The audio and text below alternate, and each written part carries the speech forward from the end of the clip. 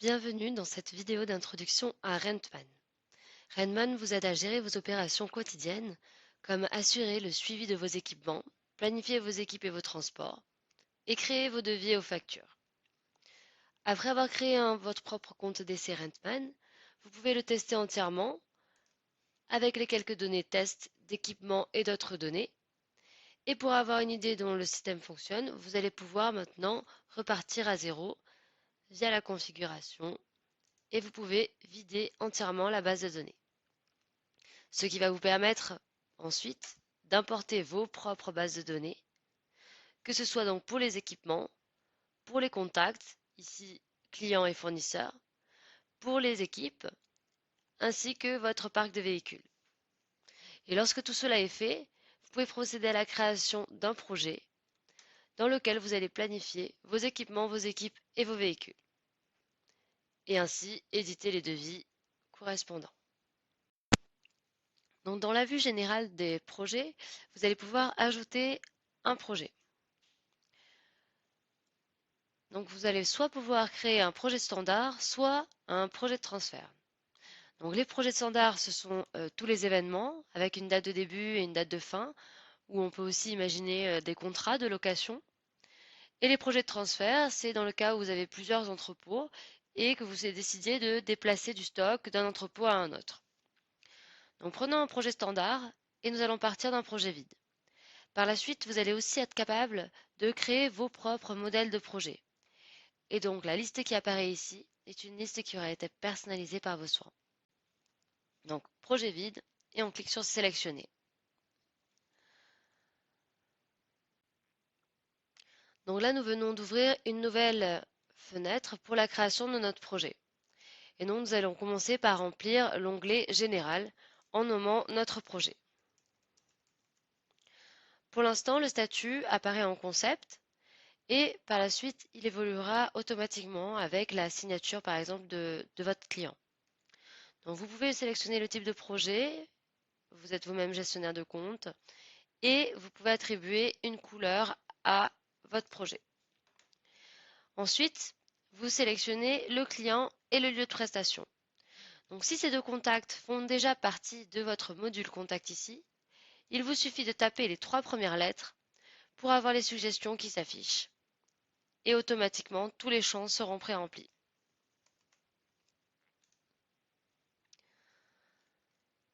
À la fin de Général, vous pouvez attribuer des tâches à vos collègues, inscrire des notes et stocker des fichiers propres au projet. Maintenant, vous pouvez vous rendre dans l'onglet Planning afin de définir les périodes de votre projet. Donc, on va de base définir 2 périodes différentes, période d'utilisation et période de planification. Dans la période d'utilisation est la période qui est utilisée pour facturer le client, alors que la période de planification correspond à toute la période pendant laquelle vous avez l'intention d'immobiliser du matériel ou des hommes. Et non parfois, comme ce que je viens de faire ici, cette période de planification peut être plus grande que notre période d'utilisation. Il est également possible d'ajouter des horaires supplémentaires pour avoir des emplois du temps plus précis sur, mettons, le planning du personnel. Mettons, hop, et là on va dire de 8 heures à 16 heures, par exemple. Maintenant, vous allez pouvoir ajouter des équipements à votre projet. Donc, cliquez sur le 3e onglet et ici, vous voyez 3 rectangles.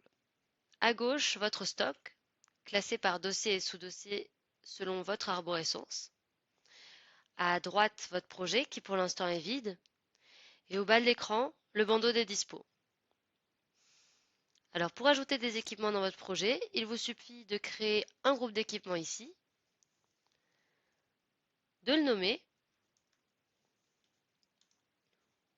et ensuite rechercher les références dont vous avez besoin dans votre stock.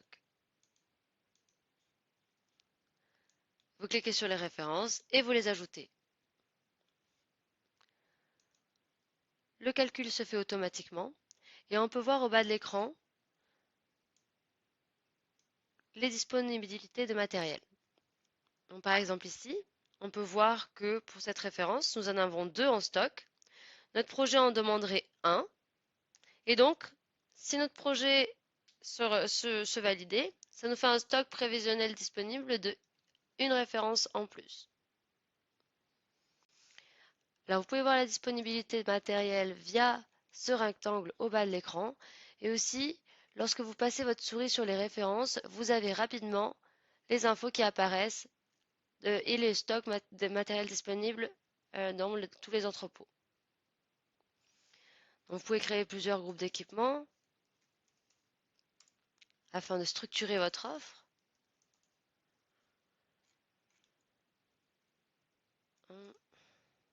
Bon, j'associe un peu n'importe quoi, mais ensuite, vous pouvez vous rendre dans Équipe transport si vous avez un événement qui implique la gestion de planning et la gestion de véhicules. S'il s'agissait uniquement d'un contrat de loc, évidemment, ce serait potentiellement pas pris en compte.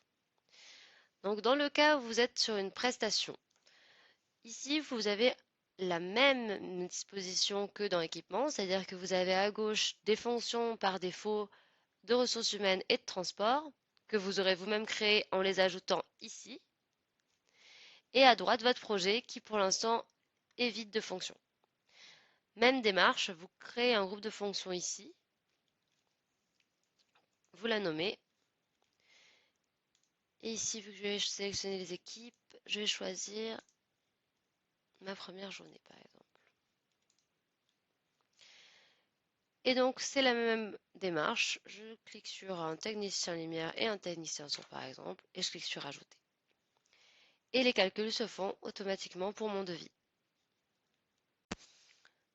À nouveau, il est possible de créer plusieurs fonctions, plusieurs groupes de fonctions.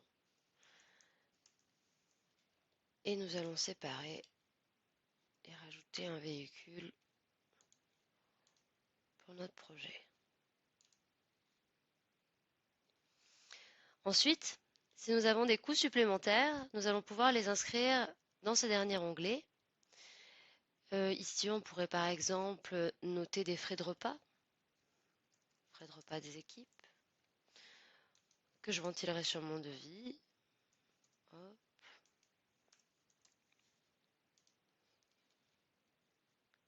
Et ensuite, je sauvegarde et je peux me rendre dans l'onglet Finances pour avoir un récapitulatif de mon projet. Ici, je peux d'abord avoir une estimation des bénéfices réalisés et j'ai un récapitulatif financier avec tous les chiffres d'affaires réalisés par catégorie. Ici, je peux afficher des remises par catégorie ou indiquer une remise pour le montant global de mon projet. Je définis le moment de facturation et je peux sauvegarder mon projet et ajouter mon devis. Lorsque je génère le document, je vais pouvoir avoir un PDF qu'il me suffira d'envoyer à mon client directement via la plateforme, juste ici. Notre devis est en PJ et on peut évidemment écrire un corps de mail personnalisé, voire même appliquer un modèle si on veut aller plus vite. Donc ici, la mise en page qui est proposée ici est un exemple. Évidemment, vous pouvez la personnaliser selon vos envies. Et vous pouvez apposer la signature électronique au bas de votre offre. Donc lorsque le client reçoit votre devis, il peut cliquer sur ce lien et donc il sera redirigé sur un espace qui est lié à votre espace de travail et il peut signer votre offre. Donc il accepte, il marque son nom, son adresse, il signe et quand il clique sur accepter, vous allez recevoir le devis signé dans votre boîte mail et vous recevez aussi la notification sur votre espace de travail comme quoi votre devis a bien été signé numériquement et donc par conséquent, votre projet est donc confirmé.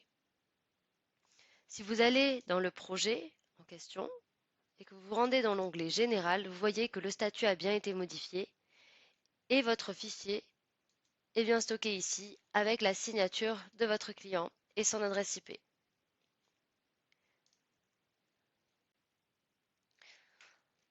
Votre projet étant confirmé, vous pouvez vérifier si vous avez bien tous les équipements nécessaires pour votre projet.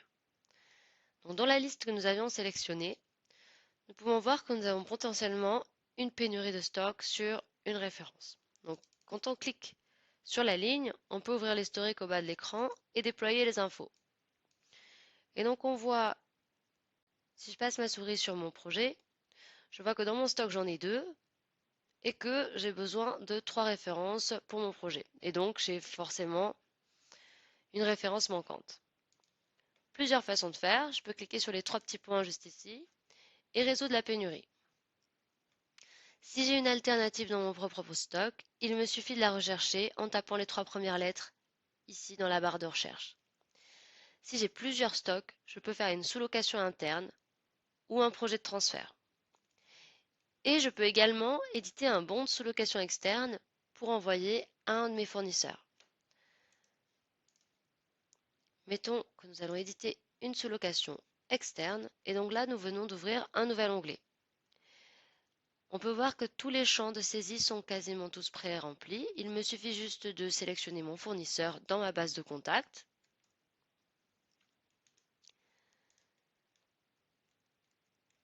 Et je peux voir que le planning s'est déjà basé sur le planning du projet principal. Et la référence manquante est déjà listée dans les équipements. Donc si mon fournisseur a Rentman, il me suffira de lui envoyer ma demande via ce troisième onglet en tapant l'URL de sa société juste ici. Si ce n'est pas le cas, je peux me rendre dans l'onglet Général et créer un bon de sous-location en version PDF afin de l'envoyer à mon fournisseur par mail. Donc à nouveau un exemple de document et l'envoi par mail avec un corps de mail. À nouveau, il est possible d'appliquer des modèles. Et donc pour l'instant, ma sous-loc est en option. On peut voir donc en retournant sur notre projet, le bandeau des disponibilités de notre référence a donc légèrement été modifié et on peut voir notre bande sous-loc apparaître en bleu clair. Si on passe la souris dessus, on voit qu'il est toujours en option. Et le jour où votre fournisseur vous répond et vous confirme qu'il va pouvoir vous envoyer le matériel nécessaire, vous cliquez sur le projet de sous-loc et vous changez le statut en confirmé. À partir de là, vous avez tout le matériel nécessaire pour votre projet. On voit que le bon de sous-loc est maintenant bleu foncé. On peut retrouver toutes les sous-locations faites pour le projet via l'onglet sous-loué. Et donc, on fait le suivi des statuts, le nôtre est confirmé. On peut maintenant planifier les membres du personnel sur les fonctions définies juste avant dans équipe et transport. Donc, en cliquant sur la planification du personnel, on voit qu'on avait assigné 2 fonctions à notre projet. Pour l'instant, elles sont incomplètes. Pour attribuer un membre du personnel à une des fonctions, il suffit de cliquer sur la ligne et on va voir apparaître à gauche plusieurs informations. On peut voir que plusieurs membres du personnel sont indisponibles, ils apparaissent en rouge, et certains freelances nous ont indiqué leur disponibilité pour travailler avec nous dans leur propre agenda. Donc là, ici, par exemple, Michael est disponible pour travailler avec nous. Donc si je veux, je peux le sélectionner et je l'ajoute automatiquement à ma planification. Maintenant, si je ne sais pas la disponibilité des gens, je peux aussi les inviter. Par exemple, je clique sur la fonction technicien lumière et je souhaiterais m'inviter moi-même. Donc je clique sur mon nom et je clique sur inviter au lieu d'ajouter. En cliquant sur inviter, j'ai cette fenêtre qui apparaît et il me suffit de suivre les étapes défile. Dans la deuxième étape, je choisis le type d'invitation, plusieurs options. Et dans la troisième étape, je sélectionne les employés que je souhaite inviter. Je peux inviter plusieurs personnes à une seule et même fonction. Et ensuite, il me suffit d'attacher un message à ma demande. Quand j'invite la personne, les invitations sont stockées ici. Donc la personne va recevoir un email récapitulant ma demande. Si elle a l'application téléphone, elle recevra la notification sur son téléphone. Et si elle se connecte à la version web, elle verra apparaître l'invitation dans le tableau de bord et dans son agenda. Ici, on peut voir notre démo test, la fonction et la remarque que nous avons écrite. Donc, lorsque la personne valide sa présence, la modification est automatiquement prise en compte dans le projet. Donc, vous pouvez planifier les membres du personnel par projet ou alors vous pouvez ouvrir le planificateur d'équipe. Le planificateur d'équipe, ici aussi, va vous permettre de planifier l'ensemble des ressources sur toute une période. Alors on enlève le filtre de notre projet et on va pouvoir voir tous les événements qui ont lieu sur la même période. On peut déployer les informations à chaque fois. Donc notre projet se trouve ici. On peut voir qu'on a bien planifié les fonctions RH, mais qu'il nous manque encore une fonction de transport. Et en déployant les infos, on peut voir les noms qui ont été associés. Pareil pour le concert du Zénith plus bas. Et par exemple, on peut imaginer faire des modifications via cette vue. Finalement, je me dis que Michael serait mieux au concert du Zénith. Je peux cliquer sur son nom et le faire glisser sur la fonction du concert du Zénith. Et ici, je peux aussi attribuer une personne à mon projet. Je vais mettre Damien. Et je peux également attribuer un véhicule à mon projet.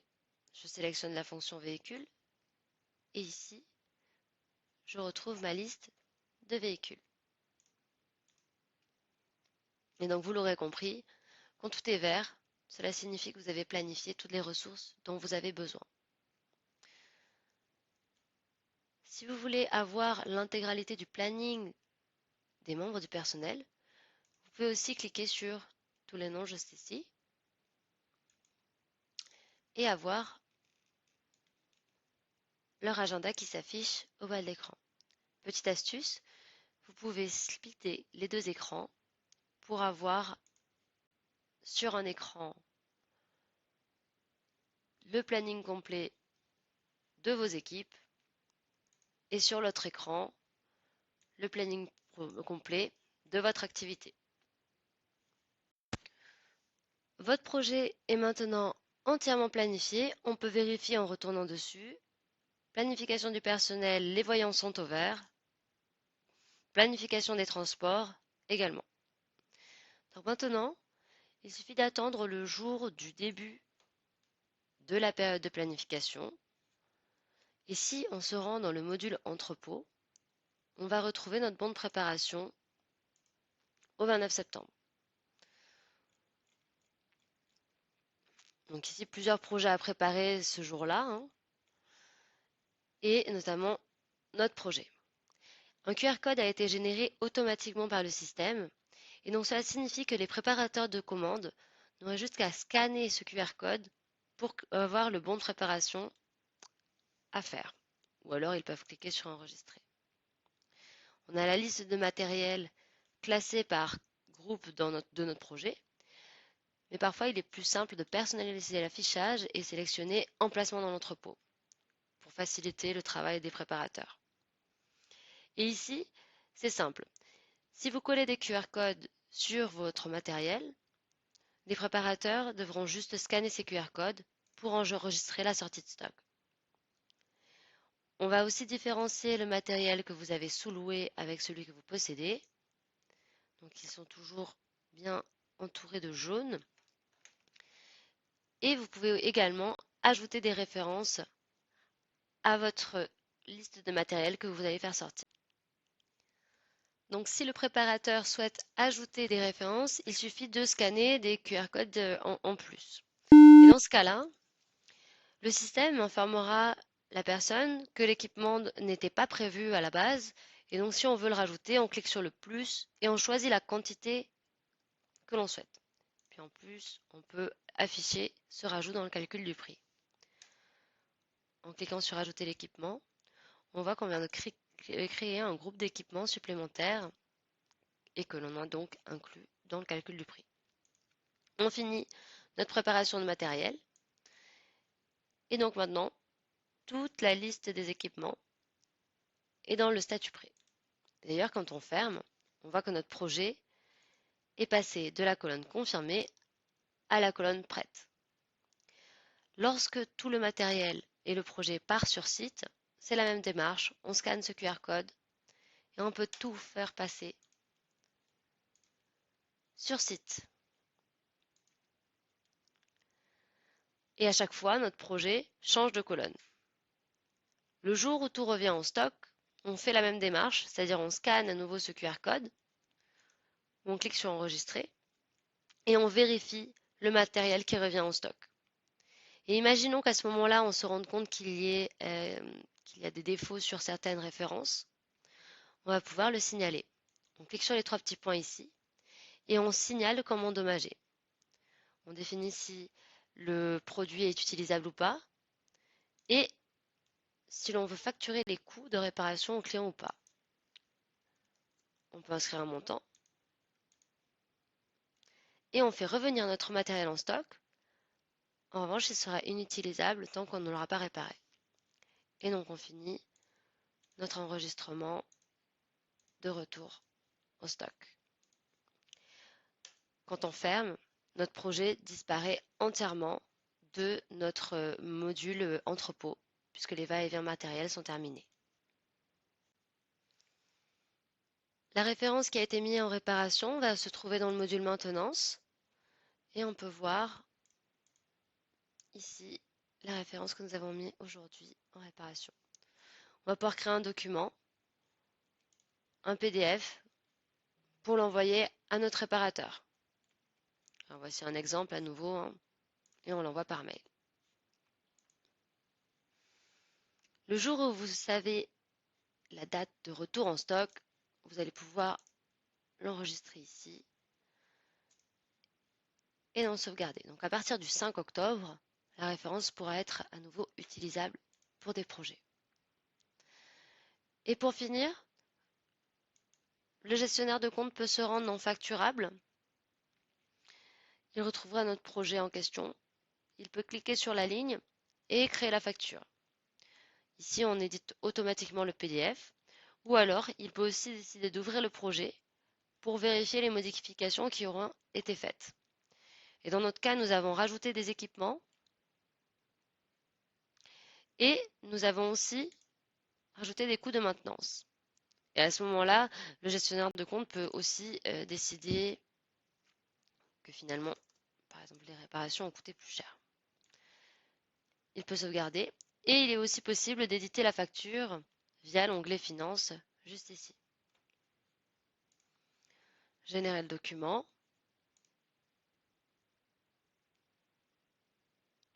Et donc, on aura ce PDF que l'on pourra à nouveau envoyer à notre client par email.